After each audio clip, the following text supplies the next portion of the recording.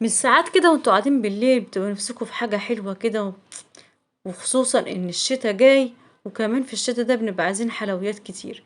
هنعمله النهاردة بطريقة بسيطة وجميلة. الناس اللي بتشتكي ان الكنافة بتبقى ناشفة منها وما بتنجحش، خلاص بعد الطريقة ديت وبعد الفيديو ده هتعمليها طريقة ناجحة جدا جدا، وهتقومي تعمليها ان شاء الله. نسمي الله ونصلي على الحبيب. وما تنسوش لايك واشتراك في القناة، ولايك ومتابعة صفحتي على فيسبوك. اول حاجة كده بجيبها معايا، حطيت كوبايتين من المية وعليهم كوبايتين من السكر، تمام، على نار كده هادية. واسيب الشربات بتاع الكنافة يتعمل مع نفسه كده بالراحة. وعصرة نص ليمونة بس كده، عصرت نص ليمونة.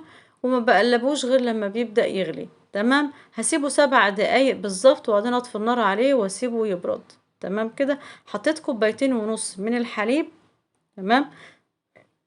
كوبايتين ونص من الحليب، عليهم قد ايه؟ عليهم حوالي 5 معالق من النشا، ما تكونش مليانة قوي، تمام. بقلبهم على البارد، وبعد كده برفعها على النار لحد ما الخليط بتاعنا ده يتقل، يبقى كريمي كده معانا، شكل المهلبية او شكل الكريمة. مش هحط سكر خالص، هو كوبايتين ونص لبن عليهم 5 معالق من النشا بس كده. ومش هحط عليهم لا سكر ولا اي حاجة. بعد ما يبدأ يتقل كده ويغلي معانا ويتقل، بركنه برضو على جنب يبرد تماما. ندخل بقى كده على الكنافة بتاعتي. كنت جايبة نص كيلو من الكنافة قبلها بيوم، وحطيتها في الفريزر تتجمد معانا. ليه بقى؟ عشان لما اجي اطلعها بفركها بايديا كده، ببدأ افركها بتنعم بكل سهولة في ثانية، في اقل من دقيقة تبص تلاقي فركت الكنافة بتنعم معانا. حطيت هنا عليها ايه؟ حطيت حوالي 3 معالق من السكر. حطيت كمان معلقتين كبار من اللبن البودر او الحليب البودر، معلقتين كبار من جوز الهند. وهقلبهم كده مع بعض، اخلطهم في قلب الكنافة بعد ما نعمتها خالص، تمام. بنزل بكوباية كده مليانة من السمنة، تكون مسيحاها كده، يعني كوباية معايرها بالكوب المعياري. كوباية السمنة ديت على نص كيلو كنافة، مقاديرها مظبوطة وتمام. الأهم من ده كله، الخطوة المهمة، إن انت تفركوا الكنافة كده في قلب السمنة زي ما تكوني بتبسي العجين بتاع الكعك.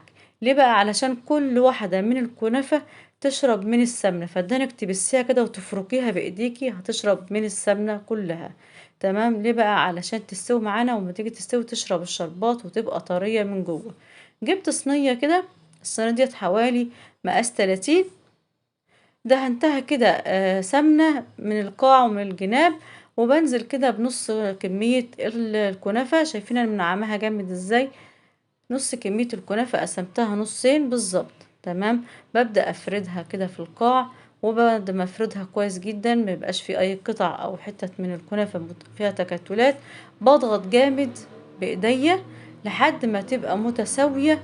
وحاول تحس ان الجزئية اللي تحت او حتة الكنافة اللي تحت قطعة واحدة متماسكة مع بعض بالشكل ده، تمام. بنزل بقى بالخليط بتاعنا او الكريمة بتاعتنا او القشطة الكدابة. آه هنزلها كده على الكنافة بالشكل ده، وبسيب بفردها، بس ما بجيبهاش على الاحراف بتاعة الكنافة. بفردها ما عدا الاحراف، مش بجيب عليها علشان ما تلزقش في الصينية وتحاول تقلب الكنافة بكل سهولة. بسيبها تبرد شوية. وبعد ما بتبرد شوية، يعني حوالي مش مكملة دقيقة، بروح جاية ايه فردها على الكنافة. مش عايزاها تبرد برضو عادي، فرديها على الكنافة زي ما انا بعمل كده. يعني الطريقتين ناجحين جدا، تمام. هفرد بقى باقي الكنافة بالشكل ده، الطريقة دي. وانا بفرد بساوي، بس مش بضغط جامد علشان الكريمة بتاعتنا او القشطة بتاعتنا اللي في النص ما تخرجش كده من الجناب، وتبقى متساوية معانا. بساوي بايديا كده بالراحة من غير ما اضغط، تمام. قلنا الخطوة اللي تخلي الكنافة ناجحة معانا ايه؟ ان انتي تبسي الكنافة في قلب السمنة، تدعكيها في قلب السمنة كده، دي اهم خطوة. بعد كده ما حطيت الكنافة وخدت وش من تحت ووش من فوق وكانت باللون الجميل ده، ادي الشربات بتاعنا بعد ما برد تماما. لازم الشربات يكون بارد جدا، والكنافة تكون سخنة، تمام. يبقى الكنافة بطلعها سخنة وبسقيها بشربات بارد جدا جدا.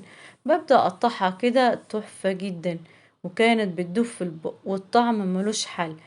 الكنافة بتاعتنا كانت حلوة قوي، تنافس المحلات.